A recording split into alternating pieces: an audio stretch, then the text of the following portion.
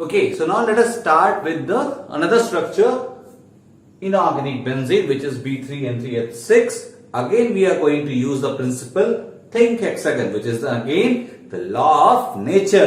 So फटाफट हम उसको अप्लाई करते हैं. तो यहां पे क्या करना है, वही काम करना है. तो हम लोग क्या करेंगे, एक बी ले लेंगे, उसके बगल में एन, ये बी और ये एन, हेक्सागन बन गया. अब यहां पर हम लोग क्या करेंगे, यहां पर एच रख देंगे हम लोग. ठीक है, H H H H H. और क्या है, और देखिए यहां पे लोन पेयर है और यहां पर एम्प्टी ऑर्बिटल है. तो यहां पे डबल बॉन्ड भी हो सकता है, विच इज बैक बॉन्डिंग. और यहां पर क्या हो जाएगा, देखिए नाइट्रोजन ने 4 बॉन्ड बना लिया है, तो ये प्लस हो जाएगा, ये माइनस हो जाएगा, ये आपका हो जाएगा प्लस, ये हो जाएगा माइनस, ये हो जाएगा प्लस, ये हो जाएगा माइनस. क्लियर?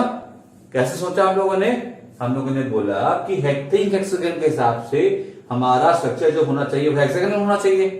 अब हमें पता है कि बोरॉन के पास एमटीपी ऑर्बिटल है, नाइट्रोजन के पास लोन पेयर है, तो वो तो डोनेट करेगा.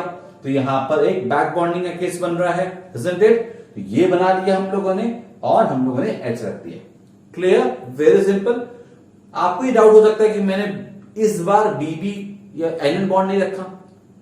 एनएन बॉन्ड और बीबी बॉन्ड जो आप देखोगे, they are very weak bonds. Okay, in respect to that अगर बीएन बॉन्ड बनता है तो हमें यहां पर एक तरीके से एक पाई बॉन्ड कैरेक्टर मिल जाता है. ओके, तो ये बॉन्ड स्ट्रांग है, तो नेचर हमेशा स्ट्रांग चीज को फेवर करेगा.